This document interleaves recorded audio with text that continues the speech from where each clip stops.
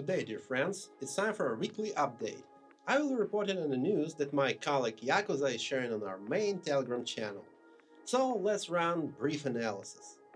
On 29th of October, Donald Tusk has declared that NATO was created directly to oppose the power of Soviet Union and Eastern Bloc, Warsaw Pact.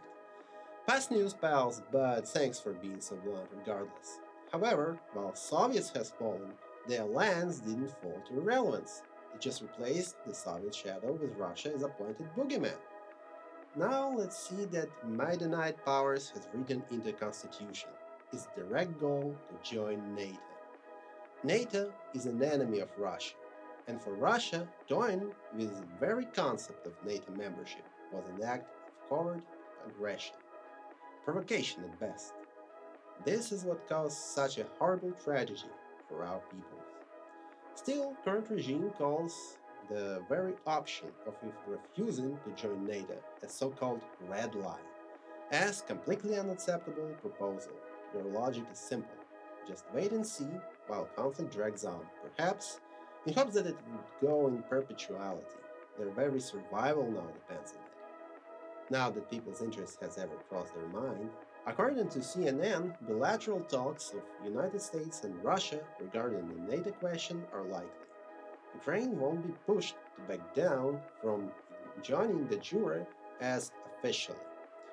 However, if Russia and United States have something to settle on bilateral basis, or if Russia wants guarantees from NATO on multilateral basis, might not involve Ukraine to the process of decision making. And a final decision that would likely be unpleasant for many NATO countries has been accomplished still. We live in peculiar times when American policies shift drastically on Russia's sidelining and NATO expansion. President of the United States now treats his European peers from the position of strength. He wants peaceful Russia relationships, and even all Soviet statements can positively re-evaluated, considering dangers of NATO pushing its borders. We hear more voices that actually wield power to call on elusive Mindich tapes, pushing financial audit for American aid to Ukraine. Ex-General Michael Flynn, former US National Security Advisor, now a political activist and key supporter of Trump, has posted on his X. Main loser of this whole conflict, Vladimir Zelensky, with his immediate surroundings, should be arrested. We need to investigate years of fund erasure, of misdirection, and zeros. And billions of dollars should be returned to families of those who lost their relatives in absurd and unnecessary slaughter that was instigated by corrupt globalist elites. I do support this statement. Those marauders who build fortunes on this case, while whispering money short, should be prosecuted at best. Hence, Donald Trump claims that no longer the United States are financially involved in Ukraine's quagmire, in any considerable part. As usual, the president has few words regarding his predecessor, Joe Biden, and his frivolous foreign spending. They gave Ukrainian hard cash. Joe Biden threw 350 billions out cold just like candies. I don't throw candies, says the President of the United States.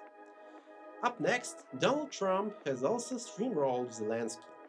He recalls their rather preposterous catch-up in White House as he pled to consider a truce that could potentially stop the war. Yet the Ukrainian president was blind to any suggestions but own. Yet whole nation just bound to endure his guidance. I said you got no cards left to hold. It was time to negotiate. I was ideal time to make a deal. But in their wisdom, they made up decision to refuse, and now there's much laid against them. Now let's turn our gaze towards EU and how it holds to bear upcoming deal. Bloomberg posts that Italian government announces its cease of involvement in PURL arrangement transactions to foster Ukraine. Nation's Foreign Minister Antonio Tajani declared that they indeed aim for upcoming peace talks. And rather than shipments, They would prefer to help Ukraine with diplomatic means. Next one's Belgium Prime Minister Bart de Wever. Russia won't lose this war. Any myth regarding its defeat is a fairy tale and complete fantasy thinking. Any assets Kremlin had will be inevitably returned to Kremlin. Any proposed mechanism regarding reparation would harm any diplomatic effort by the European Union to form a lasting peace. Usually, any talks of reparations are made only after the war has ceased and its losing side at base. The next pipe dream was broken for Finland President Stubb. The reality is that we, like Finnish people, should be ready for upcoming peace. And despite anything in 4 years done to make it on agreeable terms, it won't be peace on just terms. Such sudden change of rhetoric in European politics might indicate the chance for peace is on the table, and it's not just a virtual one. Change in focus topic. Who are those poor folks who now dragged into military service? According to health services provider ULF, their CEO, Mikhailova, there is an influx of people with serious medical conditions: schizophrenia, brain tumors, clinical necrosis, tuberculosis, or even complete deafness. There's simply no check-in, as medical committees of Ukrainian armed forces do sign-ups for every man in their clutch, sending them to basic training and then up to front lines without further ado. However, there are people so desperate to not be drafted into slaughterhouse they do unspeakable.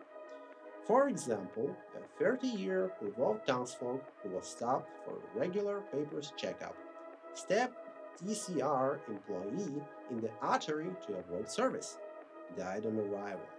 Funny thing is that Stooge was a so-called veteran of Ukraine's anti-terror ops in 2015. Yuri Bondarenko, serviceman of 16th Mechanized Battalion, has been on tour to Donbass until April 2016 while he left due to his medical condition. In November 2024, he was once again called for service and became radio relay operator and a comms operative. Once again, in 2025, he was called off due to his health issues, and so he was assigned to Galets-Kovalinsky district of Lvov TCR. More the same, social networks do indicate that the said person was, in fact, a raging warmonger in support of continuous draft, violent and heavy-handed when it came to conscription on the fly. Quite a shock when compared to bright and valiant warrior, a war hero that state media depict. An opposition blogger, Oleshka, noticed one dagger that was involved in an incident when actually belonging to Bondarenko himself. Might be of concern that some undisclosed health conditions that somehow makes it unsuitable to get by front lines does allow to grab street folks and force them to minivans. As according to photo materials, the murder was committed inside the minivan, which means that the person in question was in fact forced violently and just gone on defensive. This is what he says. I was stopped for checking in on the papers and I did what they asked and waited for my lawyers. Instead, arrives minivan and they immediately kick and punch me in the face, they pepper spray me, there were 4 people doing the beat up and police did nothing. Next thing I remember is my house's doorstep. This was the statement made in the courtroom. That's like as poor guy just was driven to desperation, grabbed their knife, and did what happened. Probably not surprising for someone who got brutally manhandled and about to be forced to meat grind. People got enough of this, and it shows. It was an interesting week. Various experts of the opposition make suggestions that the end for Zelensky might indeed be nigh, and their words are backed by many indications from inside political machine of the United States. We can only hope that the man who brought so much suffering and destruction to his own people and his own country won't be getting any words for his safety, or rather persecuted for everything he has done. And maybe, just maybe, there will be some kind of resemblance of normalcy. Not without its problems and maybe bleak moments, but definitely without war and forced conscription. It was Eric, fighter of the Maxim Kronos Battalion. Stay safe out there.